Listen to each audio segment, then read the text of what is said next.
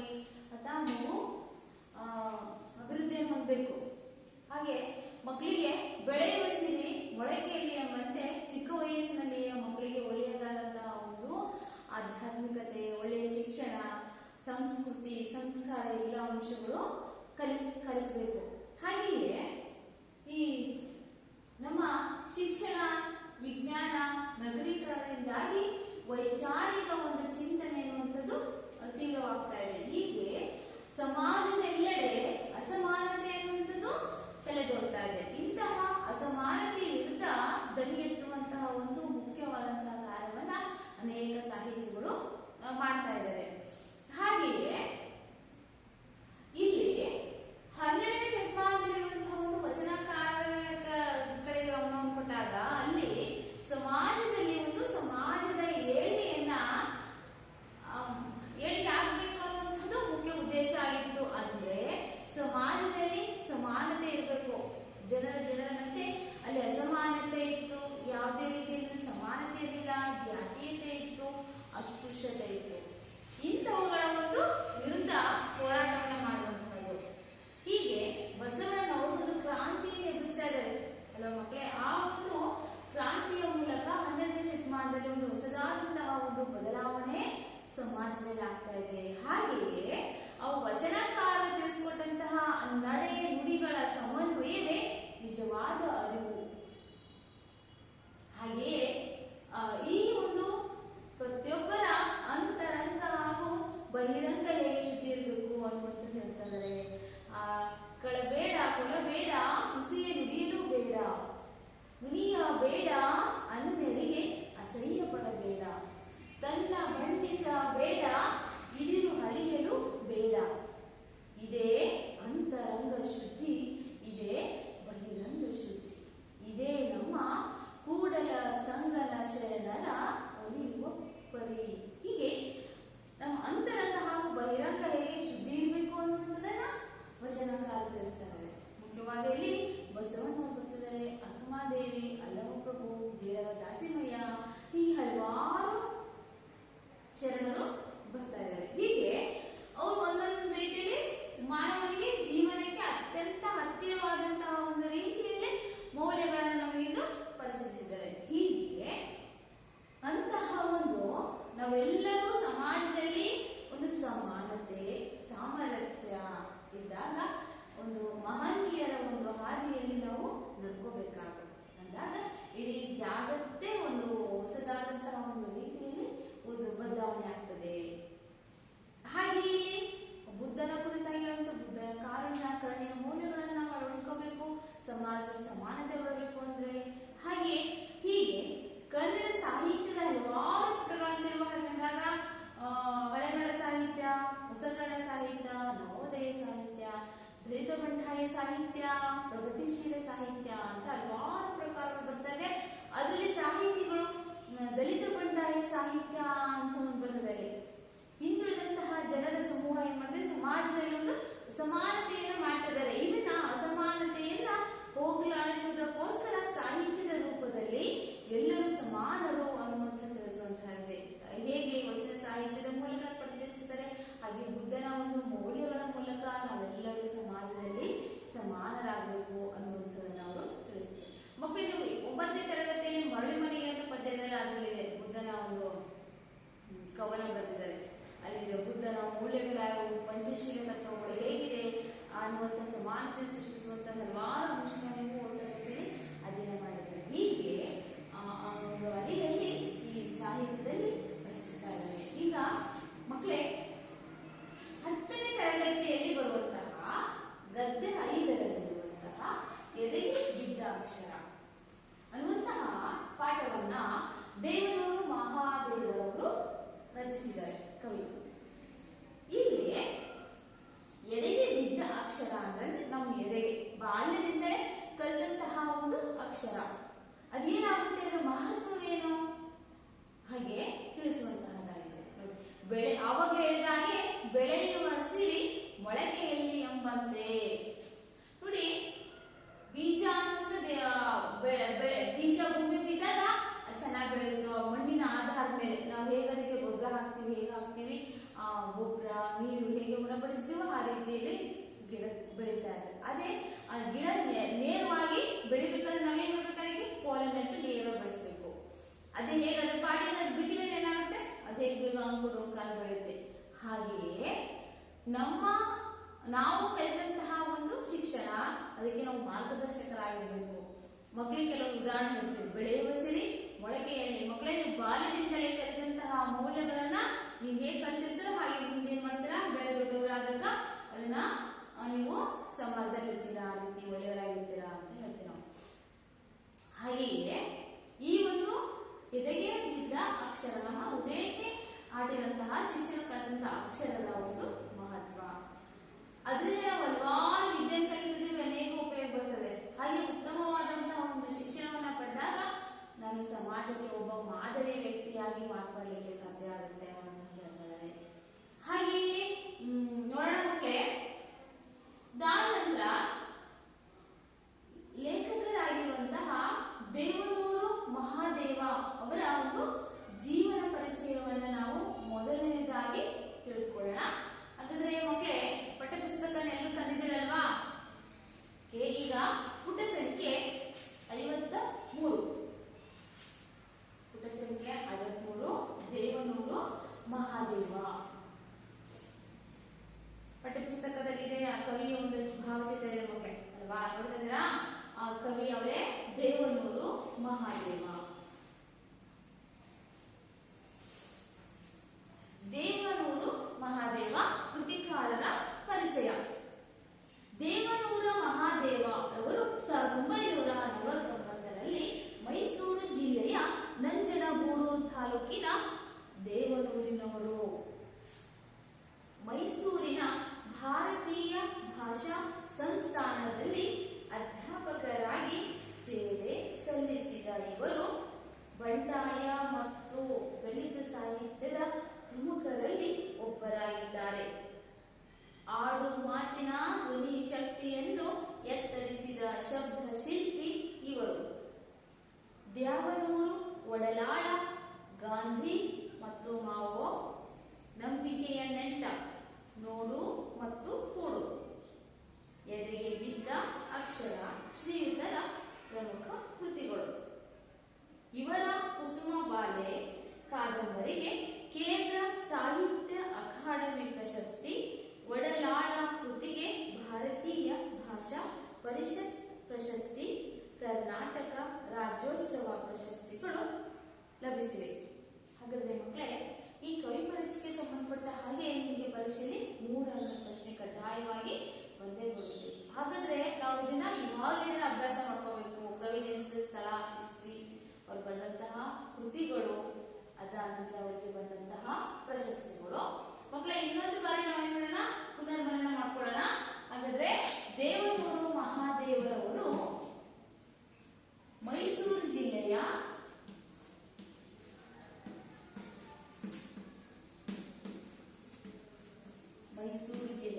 ನಂಜನಗೂಡು ತಾಲೂಕಿನ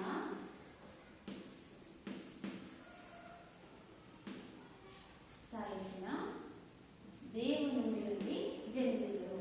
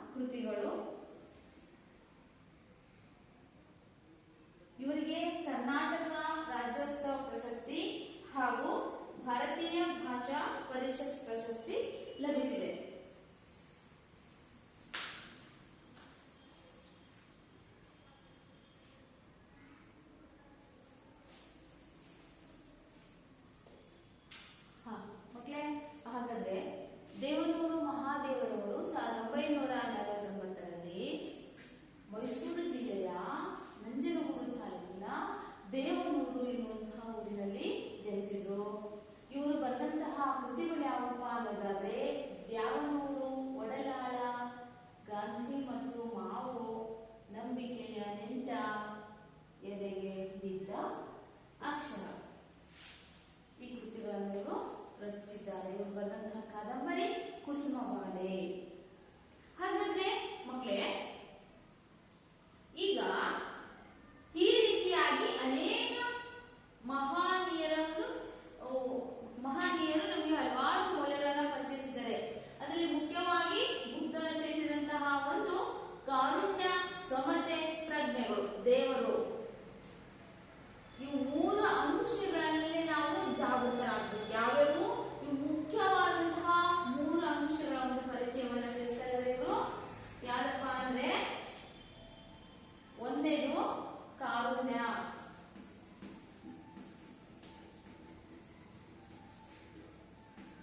ಎರಡು ಸಮತೆ,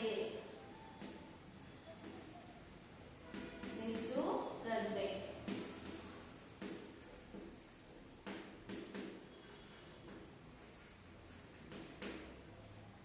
ಹೀಗೆ ಈ ಮೂರು ಅಂಶಗಳಿಂದ ನಾವು ಮಾನವನು ಜಾಗೃತರಾಗಬೇಕು ಅನ್ನುವಂಥದ್ದು ಈ ಪಾಠದ ಮುಖ್ಯ ಆಶಯವಾಗಿದೆ.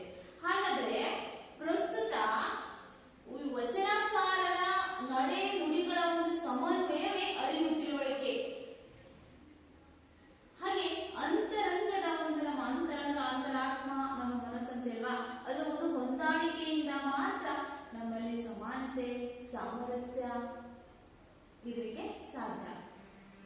ಹೀಗೆ ಪ್ರಸ್ತುತ ಈ ದೇವನೂರು ಮಹಾದೇವರವರ ಎದೆಗೆ ಬಿದ್ದ ಅಕ್ಷರ ಎಂಬ ವೈಚಾರಿಕ ಬಿಡಿ ಲೇಖನಗಳ ಒಂದು ಸಂಕಲನದಿಂದ ಈ ಪಾಠವನ್ನು ನಾವು ಆಯ್ಕೆ ಮಾಡಿಕೊಳ್ಳಲಾಗಿದೆ. ಹಾಗಾದ್ರೆ ಎದೆಗೆ ಬಿದ್ದ ಅಕ್ಷರ ಪಾಠದ ಆಕರ ಗ್ರಂಥ ಬಿಡಿ ಲೇಖನಗಳ ಸಂಕಲನದಿಂದ ಬಿಡಿ ಬಿಡಿಯಾಗಿರುವಂತಹ 3 ಲೇಖನಗಳು, ಚಿಕ್ಕ ಕಥೆಗಳು.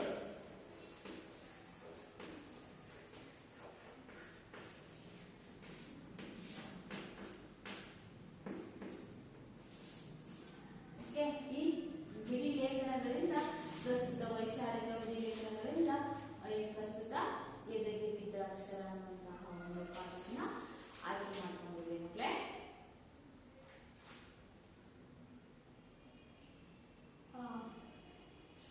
ಈ ಶಿಕ್ಷಣ ಅನ್ನೋದು ನಾವು ಮಗು ಹುಟ್ಟಿನಿಂದಲೇ ಶಿಕ್ಷಣ ಕಲಿತಾ ಇದ್ದೇವೆ ಅಲ್ವಾ.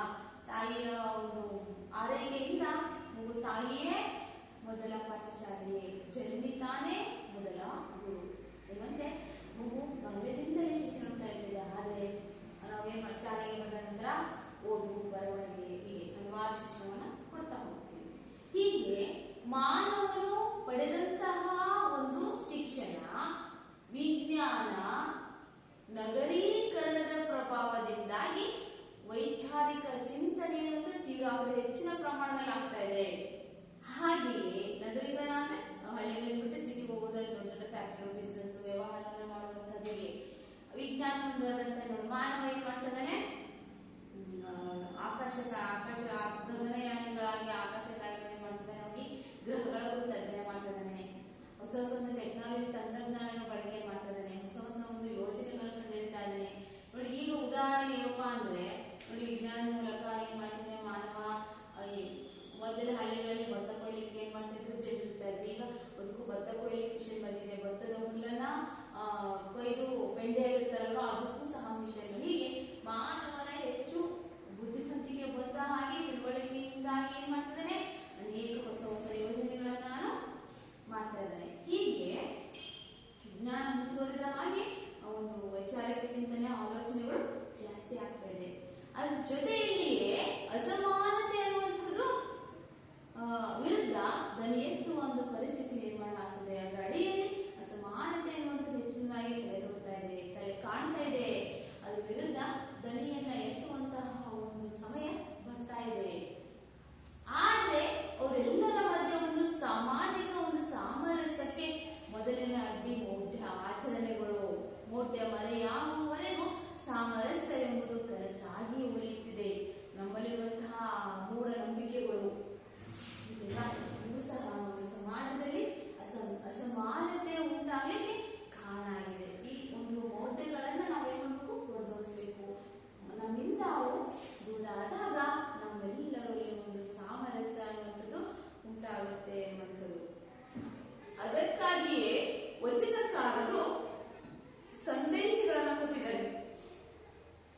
ಸಂದೇಶಗಳನ್ನ ಮಾತುಗಳನ್ನ ಕೊಟ್ಟಿದ್ದಾರೆ. ಅದೇ ರೀತಿ ನಾವು ನಡೆ ನುಡಿಗಳಲ್ಲಿ, ನಡೆ ಅಂದ್ರೆ ನಡ್ಕೊಳ್ಳೋದ ಅಲ್ಲ, ನೀ ಮಾತನ್ನು ಹೇಳ್ತಾ ಇದ್ದೀನಿ ಅದೇ ನಾನು ಸತ್ಯವನ್ನ ಹೇಳ್ತೇನೆ ಅಂದ್ರೆ ಅದೇ ರೀತಿ ನೋಡ್ಕೋಬೇಕು. ಅಂದ್ರೆ ಸ್ಟೇಜ್ ಮೇಲೆಲ್ಲ ಹೇಳ್ಬಿಟ್ಟು ಸ್ಟೇಜ್ ಇಲ್ಲದ ಹೊರಗೆ ಹೋದ್ಮೇಲೆ ಸುಳ್ಳನ್ನು ಹೇಳೋದು, ಮೋಸ ವಂಚನೆ ಮಾಡೋದು, ಅಪರಾಧ ಮಾಡೋದು ಅಂತ ಇಂಥ ಕೆಲಸಗಳನ್ನು ನಾವು ಮಾಡಬಾರ್ದು. ಹೀಗೆ ಆಡುವಂತಹ ಮಾತು, ನಡೆಯುವಂತಹ ಕೃತಿ ಒಂದೇ ರೀತಿ ಇರಬೇಕು. ಇಂತಹ ಒಂದು ನಡೆ ನುಡಿಗಳು ನಮ್ಮದು ಪರಿಶುದ್ಧವಾಗಿರಬೇಕು. ಅವೆರಡನ್ನೂ ನಾವು ಅನ್ವಯಿಸಿಕೊಂಡು ಅರಿವು ಮೂಡಿಸ್ಕೋಬೇಕು, ತಿಳುವಳಿಕೆ ನಮ್ಮಲ್ಲಿ ಇರಬೇಕು ಅನ್ನುವಂಥದ್ದನ್ನ ಉದಾಹರಣೆ. ಒಂದು ವಚನಗಳಲ್ಲಿ ಬಸವಣ್ಣವರು ಹೇಳ್ತಿದಾರಲ್ವಾ, ಏನಪ್ಪಾ ಅಂದ್ರೆ ಹೇಳ್ತಿದ್ದಾರೆ, ನಾವು ಮಾಡುವಂತಹ ಒಂದು ಮಾತು ಹೇಗಿರ್ಬೇಕು ಅನ್ನುವಂಥದ್ದು. ನುಡಿದರೆ ಮುತ್ತಿನ ಹಾರದಂತಿರಬೇಕು ಅಲ್ವಾ? ನಾವು ಆಡುವಂತಹ ಮಾತು ಮುತ್ತಿನ ಹಾರದ ಇರಬೇಕು. ನುಡಿದರೆ ಹೀಗೆ ಮಾತಿನ ಬಗ್ಗೆ ವಚನಕಾರಿ ಹೇಳ್ತಾ ಹೋಗ್ತಾರೆ. ಅವಾಗಲೇ ಒಂದು ವಚನ ಹೇಳಿದೆ, ಕಳ್ತನ ಮಾಡಬಾರ್ದು ನಾವೆಲ್ಲ ಅಂತ, ಯಾರ ಸಹವಾಸ ಮಾಡಬೇಕು, ಇಂತಹ ಒಂದು ಸಾರ ಸಜ್ಜನರ ಸಂಘವಾದ ಹೆಜ್ಜೆಯನ್ನು ಸವಿದಂತೆಯೇ ಅಲ್ವಾ? ಈ ತರ ಹೇಳ್ತಾರೆ. ಹೀಗೆ ಇಂತಹ ಒಂದು ವಚನಗಳನ್ನ ಹೇಳುವ ಮುಖಾಂತರ ವಚನಕಾರರು ಒಂದು ಸಾಮರಸ್ಯವನ್ನ ಸಮಾಜದಲ್ಲಿ ಉಂಟು ಮಾಡಬೇಕು ಅನ್ನುವಂಥದ್ದು ಹೇಳಲಿಕ್ಕೆ ಉದ್ದೇಶ ಆಗಿತ್ತು. ಹೀಗೆ ಎಲ್ಲರೂ ಅವರಲ್ಲಿರುವಂತಹ ದ್ವೇಷ, ಅಸೂಯೆಗಳನ್ನ ತೊರೆದು ಎಲ್ಲರ ಒಂದು ಸಮಷ್ಟಿ, ಎಲ್ಲರ ಒಂದು ಒಳಿತಿಗಾಗಿ ನಾವೆಲ್ಲರ ಒಂದು ಸಾಮರಸ್ಯದ ನೆಲೆಯಲ್ಲಿ ನಾವು ಬದುಕನ್ನು ರೂಪಿಸ್ಕೋಬೇಕು ಅಂತ ಹೇಳುವಂಥದ್ದೇ ಮುಖ್ಯ ಈ ಒಂದು ಪಾಠದ ಆಶಯ ಭಾಗವಾಗಿದೆ. ಹಾಗಾದ್ರೆ ಮಕ್ಕಳೇ, ನಾವೆಲ್ಲರೂ ವಚನಕಾರರ ಒಂದು ಜೀವನ ಸಂದೇಶಗಳನ್ನ ಪರಿಪಾಲನೆ ಮಾಡ್ತಾ ಬಂದೋಣ. ಮೊದಲನೇದಾಗಿ ಈಗ ಇವರು ಲೇಖಕರ ಒಂದು 3 ಬಿಡಿ ಭಾಗ ಲೇಖನಗಳನ್ನ ಆಯ್ಕೆ ಮಾಡ್ಕೊಂಡಿವೆ. ನೋಡೋಣ, ಪೇಜ್ ನಂಬರ್ 51 ಬನ್ನಿ. ಪೇಜ್ ನಂಬರ್ 51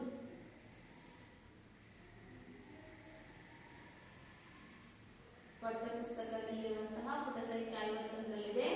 ನಾನು ಗದ್ಯವನ್ನ ಓದ್ತಾ ಹೋಗ್ತೀನಿ, ನೀವು ಅದನ್ನ ಕೇಳಿಸ್ತಾ ಲೇಖನ ಚಿಹ್ನೆಗಳೆಲ್ಲ ಎಲ್ಲಿ ಪಾಠವನ್ನು ಓದ್ತಾ ನಿಲ್ಲಿಸ್ತೀನಿ ಹಾಗೆ ನೀವು ನೋಡ್ತಾ ಹೋಗ್ಬೇಕು. ಮಧ್ಯೆ ನಾನು ಕ್ಲಾಸ್ ಮಾಡುವಾಗ ಲೆಸನ್ ಕ್ವಶನ್ಸ್ ಕೇಳ್ತಿರ್ತೀನಿ, ನೀವೆಲ್ಲರೂ ಮಕ್ಕಳೇ ನೋಟ್ ಮಾಡ್ಕೋಬೇಕಾಯ್ತಾ? ಉತ್ತರ ಹೇಳ್ಬೇಕು.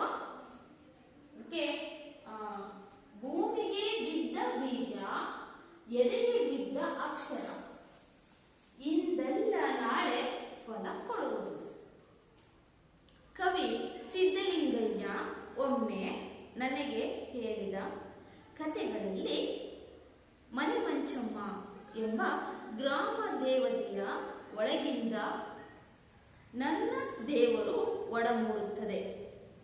ಒಂದ್ಸಲ ಒಂದು ಗ್ರಾಮದ ಜನರೆಲ್ಲ ಸೇರಿ ತಮ್ಮ ದೇವತೆಗೆ ಗುಡಿ ಕಟ್ಟಲು ಆರಂಭಿಸುತ್ತಾರೆ.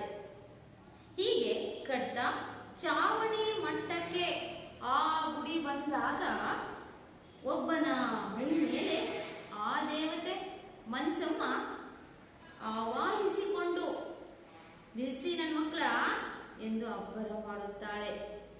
ಆ ಅಬ್ಬರಕ್ಕೆ ಜನ ತಮ್ಮ ಕೆಲಸ ನಿಲ್ಲಿಸಿ ಕಕ್ಕಾಬಿಕ್ಕಿಯಾಗಿ ನೋಡುತ್ತಿರಲು ಆ ದೇವತೆ ಹಾಗೂ ಆ ಜನರ ನಡುವೆ ಮಾತುಕತೆ ನಡೆಯುತ್ತದೆ. ಏನ್ರಯ್ಯ, ಏನ್ ಮಾಡ್ತಾ ಇದ್ದೀರಿ? ನಿನಗೊಂದು ಗುಡಿಮನೆ ಕಟ್ತಾ ಇದ್ದೀವಿ ತಾಯಿ. ಓಹೋ, ನನಗೆ ಗುಡಿಮನೆ ಕಟ್ತಾ ಇದ್ದೀರೋ? ಹಾಗಾದ್ರೆ ನಿಮಗೆಲ್ಲ ಮನೆ ಉಂಟಾ ನನ್ನ ಮಕ್ಕಳ? ನನಗಿಲ್ಲ ತಾಯಿ ಅಲ್ಲೊಬ್ಬ ಹೇಳ್ತಾನೆ. ಹಾಗಾದ್ರೆ ಎಲ್ಲರಿಗೂ ಮನೆ ಆಗುವವರೆಗೆ ನನಗೂ ಮನೆ ಬೇಡ. ಹೀಗೆಂದ ಮಂಚಮ್ಮ ದೇವಿ ಮನೆ ಮಂಚಮ್ಮನಾಗುತ್ತಾಳೆ. ಚಾವಣಿ ಇಲ್ಲದ ಗುಡಿಯಲ್ಲಿ ತಾಯಿ ಮನೆ ಮಂಚಮ್ಮ ಇಂದು ಪೂಜಿತಳಾಗುತ್ತಿದ್ದಾಳೆ. ಈ ರೀತಿ ಚಾವಣಿ ಇಲ್ಲದ ಗುಡಿಯಲ್ಲಿ ಕಾರುಣ್ಯ ಸಮತೆಯ ಬುದ್ಧನನ್ನು ಇಟ್ಟರೆ ಅದೇ ನನ್ನ ದೇವರಾಗುತ್ತದೆ.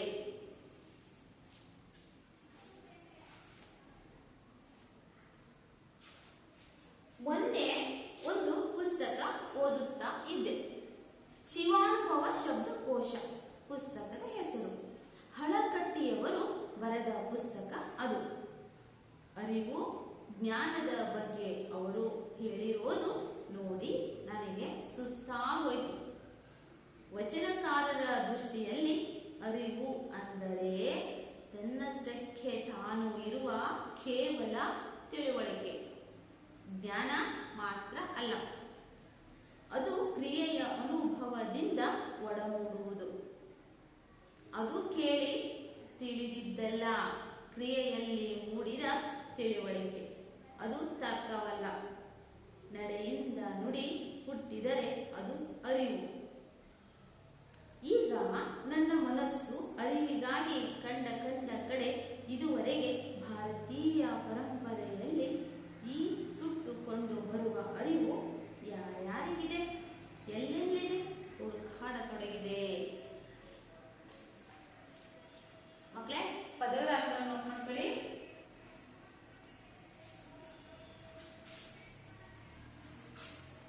ಚಾವಣಿ ಅಂದ್ರೆ ನಿಲುವುದಕ್ಕೆ.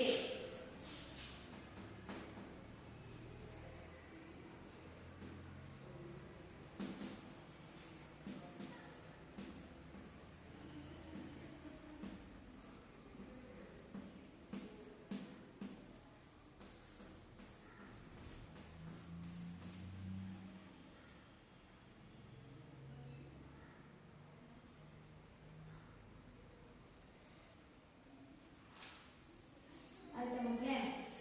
ಅರಿವು ಅಂದ್ರೆ ತಿಳುವಳಿಕೆ. ಆವಾಹಿಸು ಅಂದ್ರೆ ಮೈ ಮೇಲೆ ಬರುವಂತೆ ಮಾಡಿಕೋ. ಗುಡಿ ಮನೆ, ಚಿಕ್ಕ ದೇವಸ್ಥಾನ.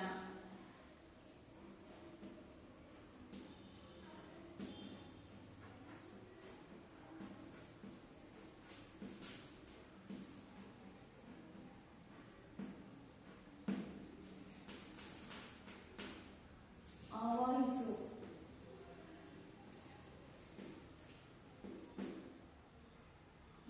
ಮೈ ಮೇಲೆ ಬರುವಂತೆ ಮಾಡಿಕೋ.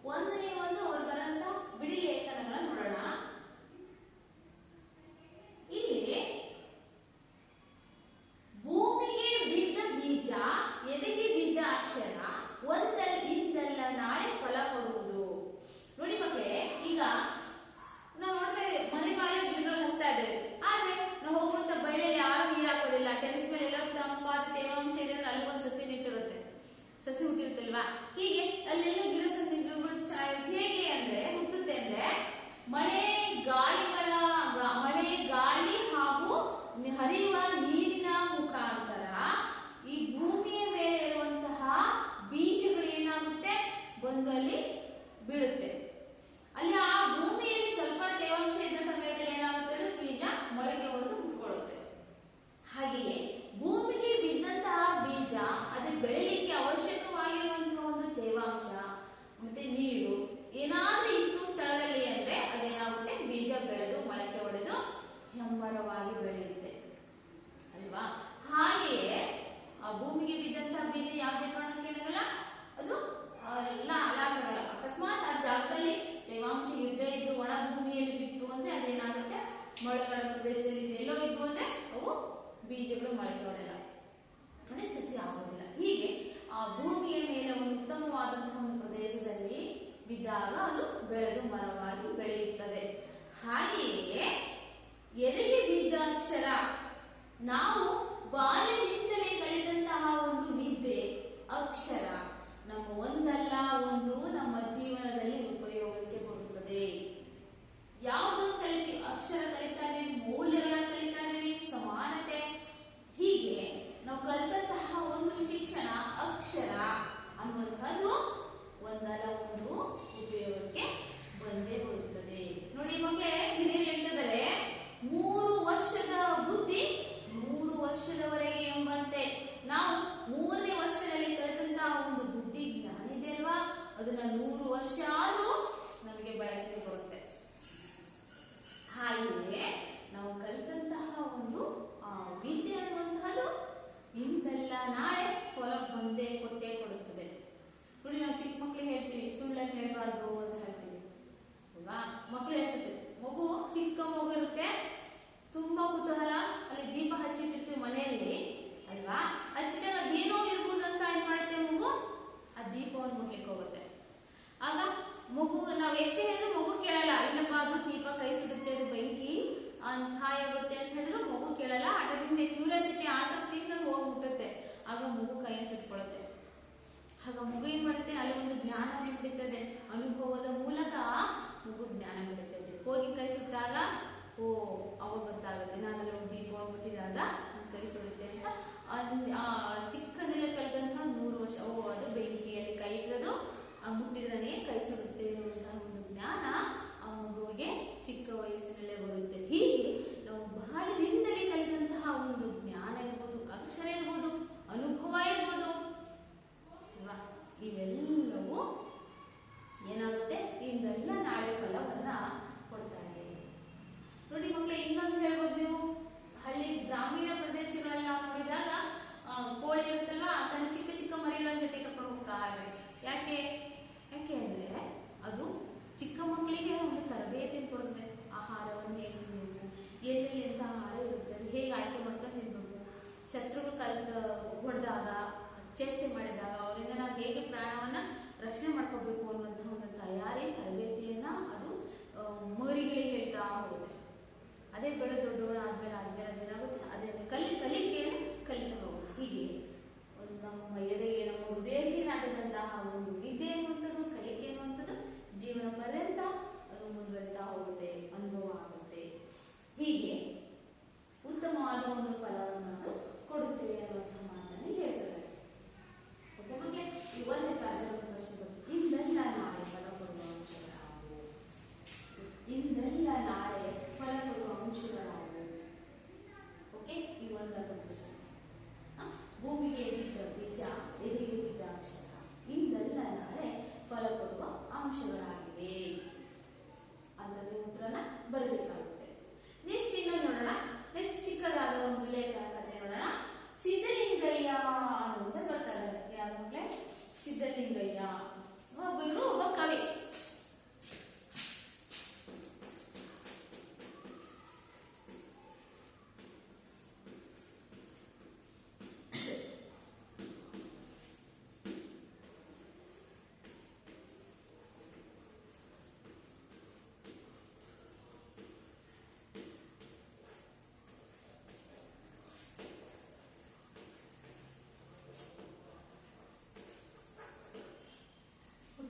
ಮಕ್ಕಳೇ, ಈಗ ಸಿದ್ಧಲಿಂಗಯ್ಯ ಅನ್ನುವಂಥ ಒಬ್ಬ ಕವಿ ಬರ್ತಾ ಇದ್ದಾರೆ. ಇವರು ಒಂದು ಕಥೆಯನ್ನ, ಒಮ್ಮೆ ಕಥೆಯನ್ನ ಈ ಲೇಖಕರಾದಂಥ ದೇವೂರು ಮಹಾದೇವನವರಿಗೆ ಹೇಳ್ತಾ ಇದ್ದಾರೆ.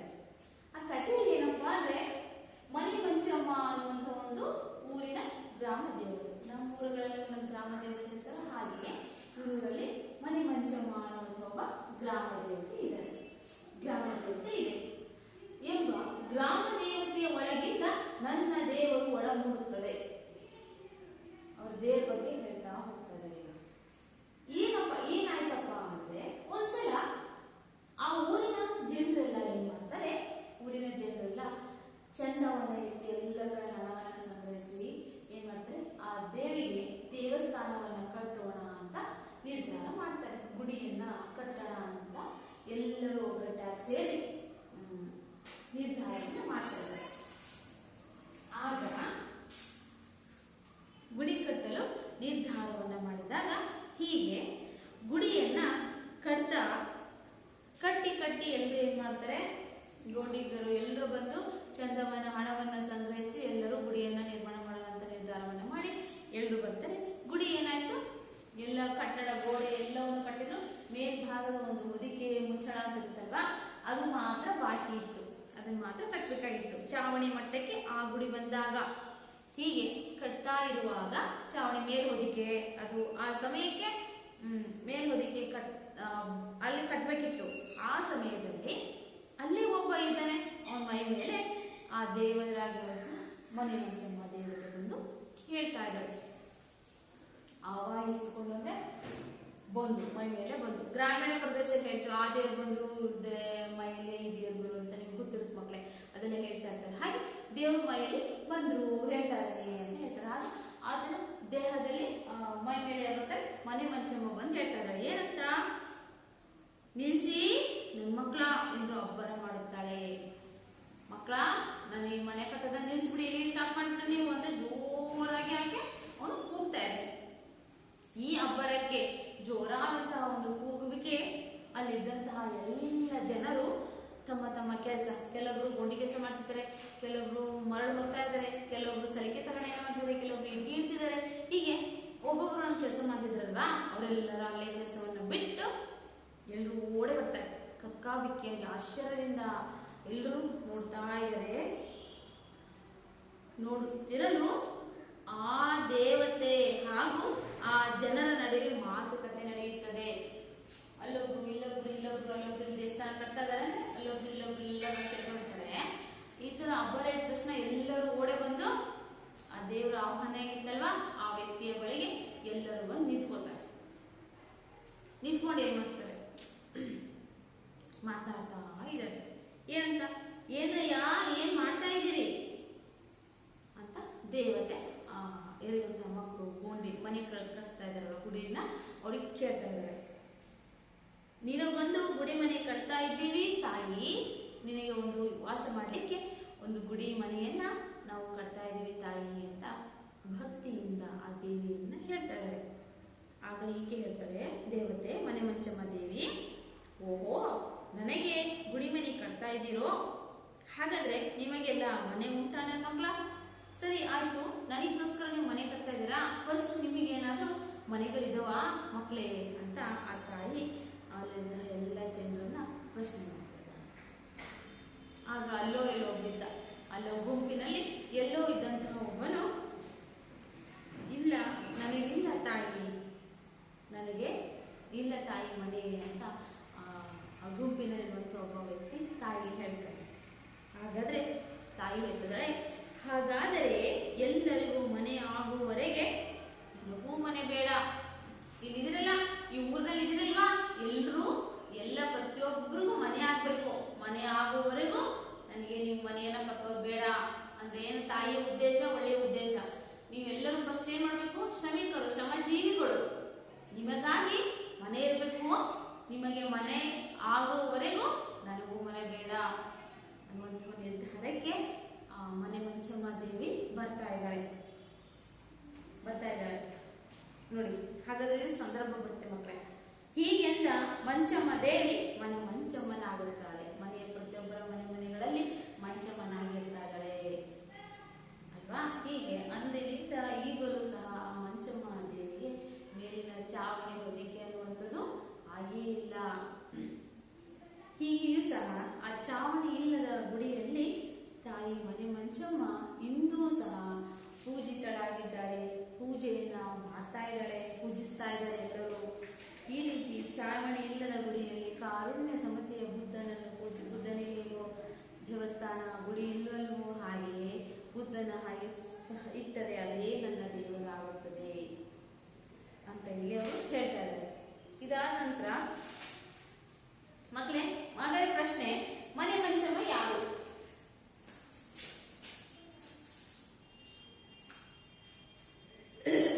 ಮನೆ ಮಂಚಮ್ಮ ಯಾರು? ಮನೆ ಮಂಚಮ್ಮ ಯಾರು? ಆಯ್ತಾ? ಮನೆ ಮಂಚಮ್ಮ ಯಾರು? ಗ್ರಾಮ ದೇವತೆ. ನೆಕ್ಸ್ಟ್, ಮನೆ ಮಂಚಮ್ಮನ ಕತೆ ಹೇಳಿದ ಕವಿ ಯಾರು? ಮನೆ ಮಂಚಮ್ಮನ ಕತೆ ಹೇಳಿದ ಕವಿ ಯಾರು? ಯಾರು? ಸಿದ್ಧಲಿಂಗಯ್ಯ. ನೆಕ್ಸ್ಟ್ ನೋಡೋಣ ಮಕ್ಕಳೇ. ಒಂದ್ಸಾರಿ ಏನಾಯ್ತಪ್ಪ ಅಂದ್ರೆ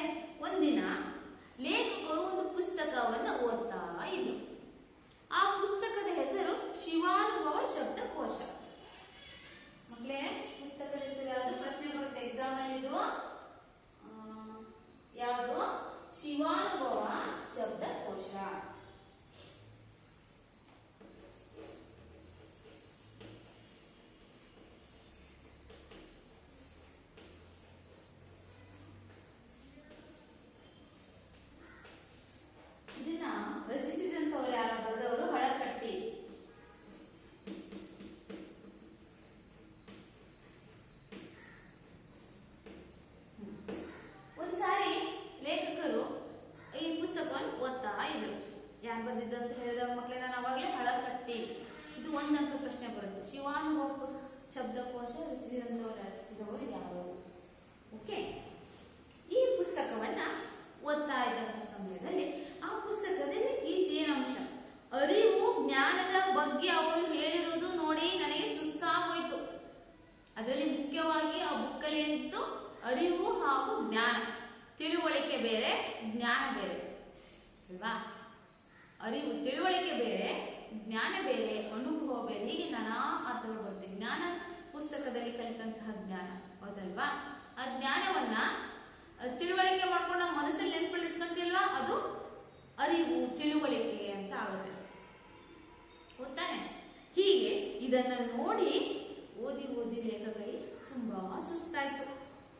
ವಚನಕಾರರ ದೃಷ್ಟಿಯಲ್ಲಿ ಈ ಒಂದು ಅರಿವಿನ ಬಗ್ಗೆ ಸವಿಸ್ತಾರವಾದಂತಹ ಒಂದು ವಿವರಣೆ ಇದೆ. ಕೇವಲ ಅರಿವು ಅಂದ್ರೆ ಏನ್ ಹೇಳ್ತಿದ್ದಾರೆ ಅವರು, ತಿಳುವಳಿಕೆ ಜ್ಞಾನ ಮಾತ್ರ ಅಲ್ಲ, ಅದು ಕ್ರಿಯೆಯ ಅನುಭವದಿಂದ ಒಡಮೂಡುವುದು.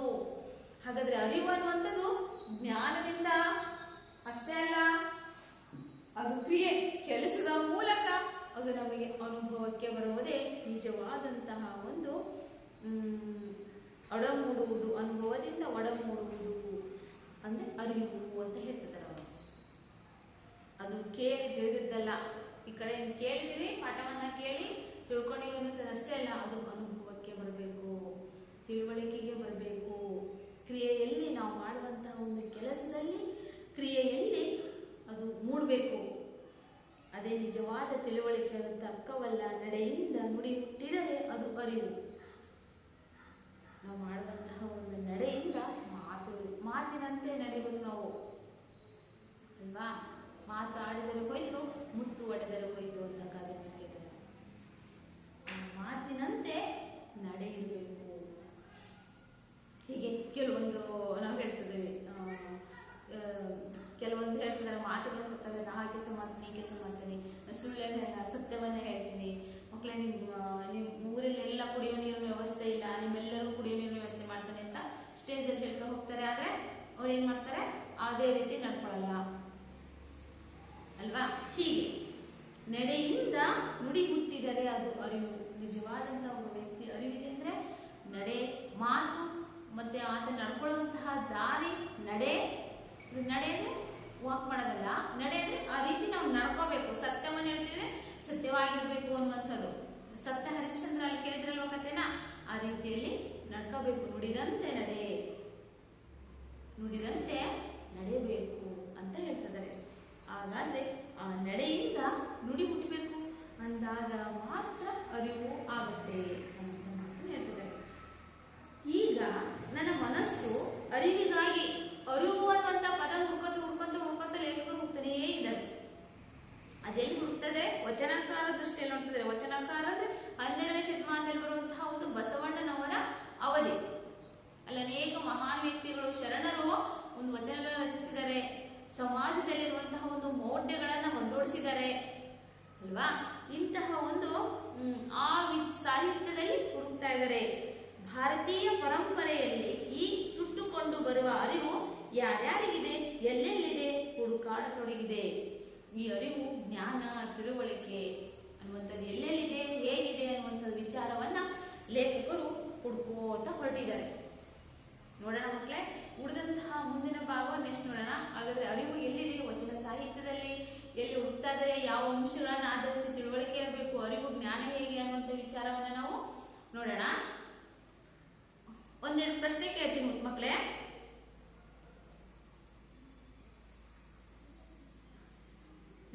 ಶಿವಾನುಭವ ಶಬ್ದಕೋಶ ಪುಸ್ತಕ ಬರೆದವರು ಯಾರು? ಶಿವಾನುಭವ ಶಬ್ದಕೋಶ ಪುಸ್ತಕ ಬರೆದವರು ಯಾರು? ಶಿವಾನುಭವ ಶಬ್ದಕೋಶ ಪುಸ್ತಕ ಬರೆದವರು ಯಾರು? ಮಕ್ಕಳೇ, ನಾನು ನಿಮಗೆ ಗೃಹ ಪಾಠವನ್ನು ಕೊಡ್ತಾ ಇದ್ದೀನಿ, ಬರ್ಕೊಳ್ಳಿ. ಒಂದೇ ಪ್ರಶ್ನೆ,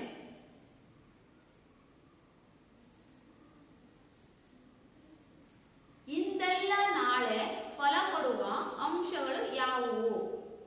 ಇಂದೆಲ್ಲ ನಾಳೆ ಫಲ ಕೊಡುವ ಅಂಶಗಳು ಯಾವುವು?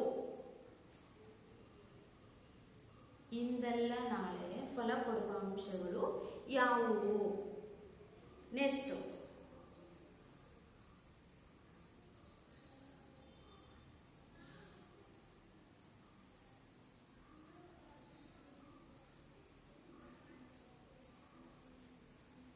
ಮನೆ ಮಂಚಮ್ಮ ಯಾರು? ಮನೆ ಮಂಚಮ್ಮ ಯಾರು? ಮನೆ ಮಂಚಮ್ಮ ಯಾರು? Next question. ಕವಿ ಸಿದ್ಧಲಿಂಗಯ್ಯ ಹೇಳಿದ ಕಥೆಯನ್ನು ಬರೆಯಿರಿ. ಕವಿ ಸಿದ್ಧಲಿಂಗಯ್ಯ ಹೇಳಿದ ಕಥೆಯನ್ನು ಬರೆಯಿರಿ. Next question. ಕವಿ ಸಿದ್ಧಲಿಂಗಯ್ಯ ಹೇಳಿದ ಕಥೆಯನ್ನು ಬರೆಯಿರಿ. ಈ ಮನೆ ಮಂಚಮ್ಮ ಕಥೆಯನ್ನು ಹೇಳಿದ್ರಲ್ಲ, ಆ ಕಥೆಯನ್ನು ಬರೀಬೇಕು. ಸಂದರ್ಭ.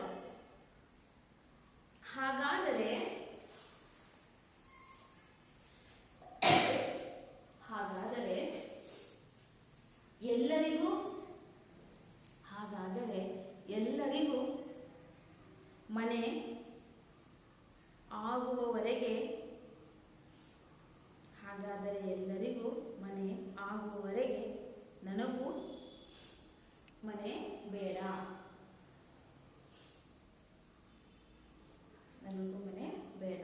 ಎಷ್ಟು? ದೇವನೂರು ಮಹಾದೇವರವರ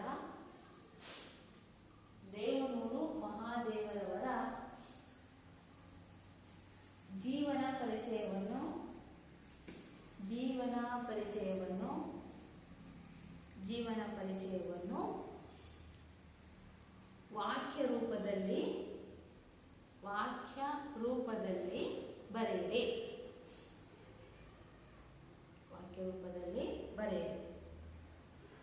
ಓಕೆ ಮಕ್ಕಳೇ, ನಾವು ಇದುವರೆಗೂ ಕವಿ ದೇವನೂರು ಮಹಾದೇವರ ಜೀವನ ಪರಿಚಯ, ಹಾಗಾದ್ರೆ ಬಿಡಿ ಲೇಖನಗಳಲ್ಲಿ ಒಂದಾದಂತಹ ಸಿದ್ಧಲಿಂಗಯ್ಯನವರು ಹೇಳಿದಂತಹ ಒಂದು ಮನೆ ಮಂಚಮ್ಮ ಕಥೆ ನೋಡಿದ್ವಿ. ಅದರಲ್ಲಿ ನೋಡಿ ದೇವರು ಕಥೆಯನ್ನು ಹೇಳ್ತಿದ್ದಾರೆ. ಹಾಗೆ ಅದಾದ ನಂತರ ನಾವು ಏನ್ ಮಾಡ್ತಾ ಇದೀವಿ, ಈ ಇನ್ನೊಬ್ರು ಬರೆದಂತಹ ಶಿವಾನುಭವ ಶಬ್ದಕೋಶ ಪುಸ್ತಕದಲ್ಲಿ ಏನಿತ್ತು ಅನ್ನುವಂಥದ್ದು, ಅದರ ಮುಂದುವರೆದ ಭಾಗವನ್ನ ಅರಿವು ಜ್ಞಾನದ ಬಗ್ಗೆ ವಚನ ಸಾಹಿತ್ಯದಲ್ಲಿ ವಚನಕಾರರು ಯಾವ ರೀತಿ ನಮಗೆ ತಿಳಿಸಿದ್ದಾರೆ ಅನ್ನುವಂಥದ್ದನ್ನ ಮುಂದಿನ ತರಗತಿಯಲ್ಲಿ ನೋಡೋಣ.